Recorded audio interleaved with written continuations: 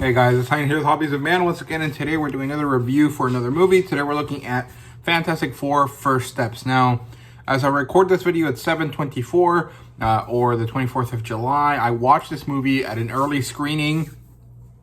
It was a fan screening, so it wasn't for social media presence audiences. It was just for normal people. And I watched it on the 23rd at night. It was a surprise actually because although I hadn't known that I was going to get the tickets because I went to another event where they gave out free posters, and then if you signed up for a raffle, you could get tickets from it, and me and my sister both got tickets.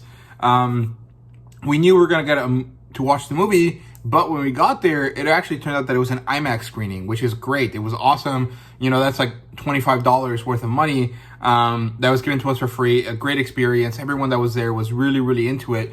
And so, you know, that might have affected my experience a little bit. So, you know, maybe take what I say with a little bit of a grain of salt.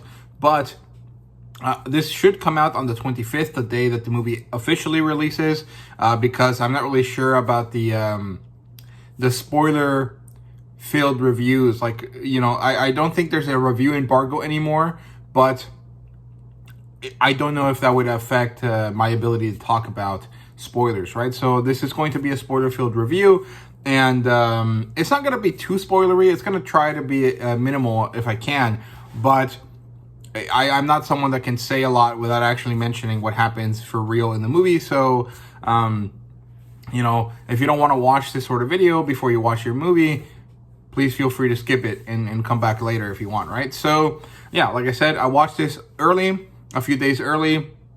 I watched it in IMAX, and it was a great movie. It's actually, I don't know if this is like normal for the movie itself. I'm going to have to go watch it in a normal setting later.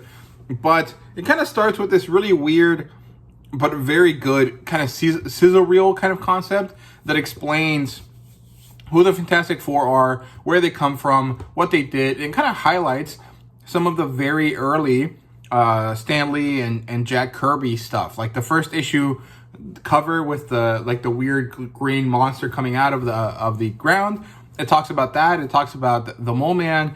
It talks about a bunch of different characters. And so this is truly like a proper, like very heavily inspired by the original comic book kind of adaptation. Like this really tries to be about the Fantastic Four as you might know them if you've read the original comic books. And I think that that's really beautiful. I think it's cool. It's kind of rare. Usually it's kind of a lot of finagling to kind of make it work. You know, it follows along the lines of the general kind of concept, but it doesn't necessarily have to go beat for beat. And this movie doesn't necessarily go beat for beat. It doesn't really do that, but that beginning sizzle reel really does deal with a lot of stuff that's very, very true to the original comic books. And I thought that was great. Also, the movie itself is basically about the coming of Galactus. So I think that's issues 49, 50, and 51, right? Or maybe just 49 and 50 of the original run. And it's a bit different from that run. You know, it does include the introduction to the Silver Surfer. It does include the characters meeting Galactus. It does show Galactus coming to Earth and being a very menacing kind of character.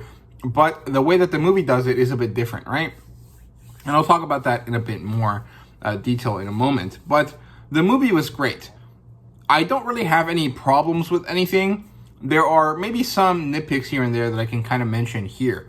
One of them is that the Reed Richards that we see in this movie is like a bit too normal, if that makes sense. My understanding of Reed Richards, and this is not as like a massive fan of Fantastic Four, just kind of one that is more or less aware about the characters, right? Is that Reed Richards is a scientist first and then everything else second, right?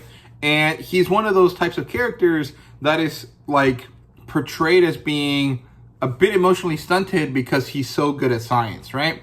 And the way that the character is depicted in the movie is a little bit more human than that. Actually a lot more human than that. He has normal emotions. He is not stunted emotionally or socially. He is very well adjusted And they do kind of mention in the movie that, you know, Sue is like, the way you are sometimes hurts me, right?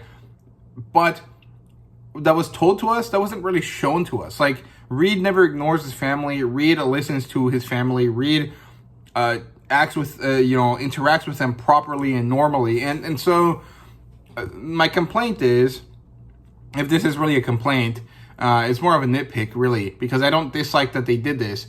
It's just like, if someone is going to be picky about the movie, this is one of the things that they can be picky about. Reed Richards is too personable in this movie, and that's mostly because it's Pedro Pascal. Someone else might have been better. I mean, the way that what's his name, John Krasinski plays him is a bit more in line with what I think of Reed Richards. Like, not physically, I don't care about that, but this kind of like cold by the numbers kind of guy. And so this version that we see here, Pedro Pascal's version, is a very good character for the movie, but it's maybe not necessarily the right character when it comes to adapting Reed Richards from the comic book into the movie, right? And, I could be completely wrong about this, but that's kind of my feeling about that. So that's one nitpicky kind of complaint there. The other one that I had is that this movie follows the kind of idea that Superman did, which is, let's skip the origin, let's kind of just explain it and then move on. And when that happens, you lose some of the important character motivations or needs of the Thing, right? The Thing is a character that is supposed to be a monster. He's not like Hulk, who is angry at himself and disgusted with himself, but Ben is someone that, appears like a monster, but is a good person, right? And he doesn't like being a monster, or doesn't like the way he looks, because it ruins his ability to connect with people, right? Mostly. And a lot of the early issues in the Fantastic Four are about him realizing this, right? Especially something like issue 51, which is This Man, This Monster, kind of deals with that a lot, right? Well, actually, not really, because that one is about the character that turns into the Thing and then realizes that the Thing is a good man because of it, right? The conflict that I think is kind of the most interesting conflict, which is the Thing, does not get portrayed much in this movie. Like, there are moments that are understandable, right? But because this movie happens 4 years after the initial issues that the Fantastic Four face, a lot of people love them. And so there's really no disconnect between Ben and normal society, at least not at the surface level. And so that's another nitpick here. It's mostly a characterization thing.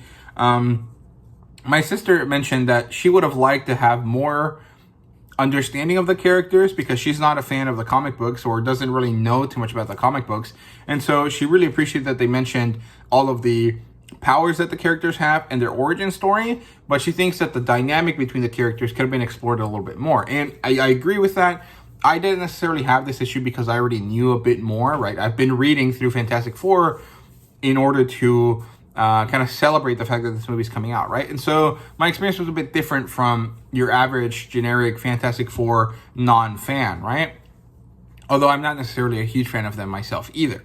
So those are the two kind of nitpicks here, but everything else was great. I really, really love this movie. I thought the retro-futuristic aesthetic is awesome. It looks beautiful. It looks wonderful.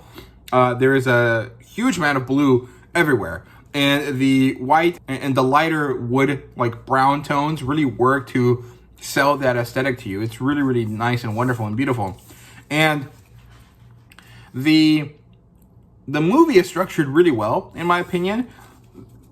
I had a complaint about the Superman movie, which was that it feels like a bunch of short little stories put together to try to tell you a larger narrative, because those movies are about, or that movie was about developing the world more than giving you a solid story. But this world that the Fantastic Four exist in is a world that is not going to exist for much longer, and so it doesn't matter. Like, the world doesn't need to be set up, because they're going to go to the normal Marvel universe, and you know that if you've seen the post-credit scene for the Thunderbolts, right? And so a lot of the work done in the setting is mostly about how it looks than it really is about how it works, right? And they did that really well. And so The movie is structured better, in my opinion, than Superman, because this is a proper 3-act structure, beginning, middle, and end. They start here, they go through a process, and they end at this other place. And hopefully they're in a different place than they were before, right? And I think that that was done very well in this movie. The movie opens up after the initial montage to, you know, immediately get into the action. Shala Ball shows up, Silver Surfer, and she's like, hey, here I am. You're all gonna fucking die. Enjoy your time together because Galactus is coming, right? And so Reed Richards and Sue Storm, who are having a baby, or are in the process of making a baby, of being pregnant and hopefully giving birth to their baby in the coming months, have to go into space. And they do so with Ben and Johnny. This is the second time that they do this. And as they go into space, we really get to see this really cool, like, interstellar, Star Wars-esque type thing, right? They have an FTL ring, like in Star Wars, and the ship is very, like, interstellar looking, well, it's actually not interstellar. I think it was The Martian, that where the ship looks like that. Very cool. Really love it. It's just really fun, right? And they go off into space. They track Shala Ball, and through that, they can triangulate where she's going to be next, and then they decide to go meet her there. And it turns out that Galactus is there. And they see the destruction of a planet. And they go and talk to Galactus. And this was my favorite set of sequences in the movie. Like, just the arrive at Galactus' ship, walk through the ship, and have this really awesome, like, Kirby geometric pattern, like circles with, like, lines on them kind of thing. Just looked really, really awesome. If you've ever read Jack Kirby's Eternals, or the Jack Kirby, you know, work with Stan Lee, the classic stuff, after he'd gotten really into himself and his abilities, there are these, you know, patterns that he kind of, you know, uses over and over again. And it's throughout this whole ship, and it just looks so awesome, right? And so they keep walking, and eventually they meet Galactus. And he is the most menacing, crazy ass looking motherfucker ever. And his eyes glow purple, and they have this really, like, it just looks so cool. Like, Galactus was done so phenomenally. I loved it. I thought it was great. And it was kind of funny because the whole time that they're doing that, I'm like, oh, this is like Transformers, right? Like, I know it's not, but I really liked that this movie felt similar to other movies that I really love, right? Later on, there was another scene that was like, oh, that's straight from Pacific Rim. Like, that looks like Pacific Rim, and that's so cool, right? And so I like that. But this scene here where Galactus is like, okay, I'll see you. And then he explains himself to them. Like, he exists before time, or he existed before time. He is kind of like a god figure. His role is kind of like the Grim Reaper, right? He devours worlds because he has to satiate his hunger, but also kind of like as a culling mechanism, right? For the universe. And he will spare their planet, but in return, they have to give him something of equal value. And in this case, it turns out to be Franklin Richards, the coming son of the Fantastic Four, right? Of Reed and Sue Storm. And, well, this is the crux of the issue. Are these people who are supposed to be heroes willing to give up their own happiness for the sake of the Earth? And the answer obviously is no, because they are also people. They also deserve happiness. And this was something that was very difficult for them to achieve. And so they will not give it away, right? And so they have to escape Galactus. And this is the second best sequence here where Shala Ball is following them. And as she does, they have to do these really crazy, you know, spinning tricks in a Star Wars fashion. And then she gets trapped on their way out away from her. And so this gains them some time, right? And so they return to Earth, and then they had to prepare a plan. And the plan fails initially, but then they figure out how to change the failure into success. And then there's a big fight at the end here. And it was really, really good, right? So the first kind of half of the movie is meeting Galactus. The second half of the movie is preparing for Galactus. And then the end there is dealing with Galactus, right? And the best part is definitely the early parts. After they run away from Shala Ball and then they make it to Earth, like, the pacing of the movie lowers itself. It slows down. I didn't dislike it at all, but I can see some people being like, oh, it started off really great, and then it kind of dips in quality for the middle part, and then it comes back, right? I don't necessarily think the dip is bad. I think that the dip makes sense. This is a preparation, right? There is a massive upheaval that changes the course of the universe, and then they have to deal with that, and that requires time and energy. And so there's this slow progression back to that peak where Galactus shows up on Earth, right? And the way that they do this is really, really cool. I really liked it. It also deals with how they might show up on Earth 616, right, on the normal universe. And I really liked it. The battle at the end was also pretty cool. I really enjoyed it. It has a lot of interesting elements to it because each character kind of fights Galactus on their own, but at the same time, they're doing it together because they're trying to work towards a certain goal, which is not necessarily the destruction of Galactus, but rather the removal of Galactus, right? And they're doing it in a sequence of events that seems like individual aspects, but are actually kind of working together, right? And then we get this really interesting kind of situation here where Reed Richards is clearly the leader of the team, but the most powerful person on the team is for sure Sue Storm. And I really like this. This is kind of understood to be the case for your average Fantastic Four reader. But I think it might be something that comes off as a bit of a surprise for the average movie-going audience. And so I think it was really cool.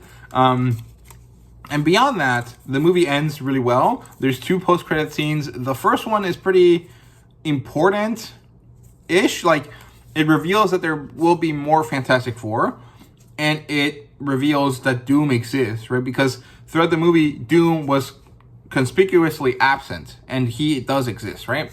That's what the post-credit scene reveals. There's another post-credit scene at the end that is more of a joke or a gag one, so you can skip that one, but it's pretty good.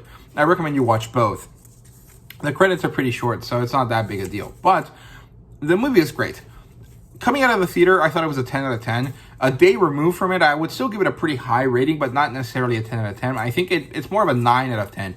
I gave Superman an 8 out of 10, and I think that that's correct. I think that Fantastic Four is better than Superman because it appeals to me a bit more than the Superman movie, and it also has a more traditional movie structure that is better for general movie-going audiences, right? But your mileage may vary there depending on what you want, right? Like the vibe is pretty different. The Superman movie is about inspiring us with hope and enjoyment, and the Fantastic Four movie is more about discovery and also how this can lead to consequences that are maybe dire, right? That's kind of a more traditional kind of sci-fi, meet the alien kind of movie trope or movie kind of archetype, right? So that makes sense. But that's kind of the situation there. If you want something that's really just going to make you feel good, go watch Superman. If you want something that is not really going to make you think, but it's going to be a bit more, what you expect from a comic book movie, maybe watch the Fantastic Four instead, right? It's not necessarily all that normal for a comic book movie. I think that there's a certain level of care and appreciation for the Fantastic Four that was shown in this movie that hasn't really been shown to Marvel characters in a long time in the Marvel Universe. And so that will be different from, the last couple of years, but this is more in line with an average comic book movie than Superman is, in my opinion. And so I did end up liking Fantastic Four more. It might be a bit of recency bias.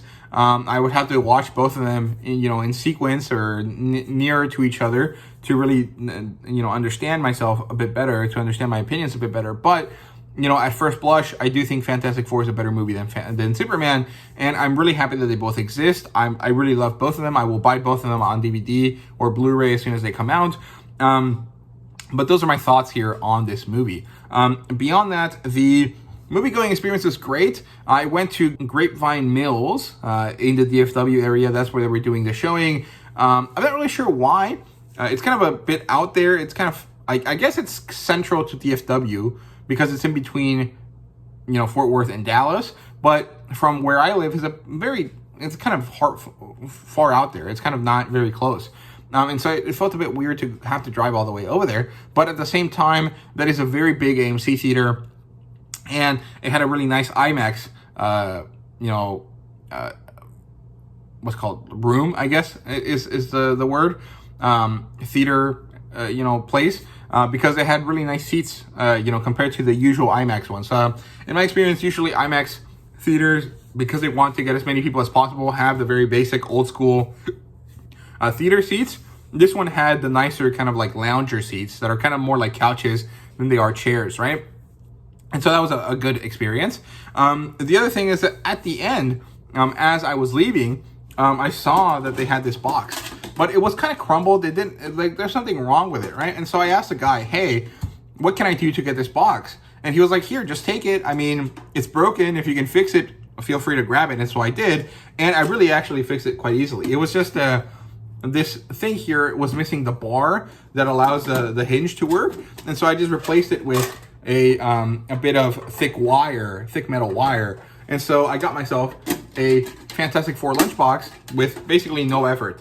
And that's really cool because when I went to the other Fantastic Four event to get a poster, they were giving these out as a raffle. They had 3 of them, and they came with the actual box itself and $50 to the local comic book store that was where the event was happening, right?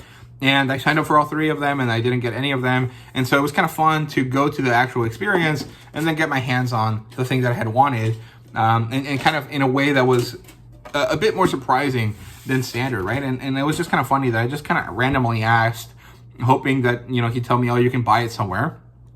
And actually, I just ended up getting it for free. And this is like a very interesting collector's item because it doesn't have a sale price on it. I don't think you can buy this at all. So yeah, very cool. But yeah, those are all the things I have to say about the Fantastic Four.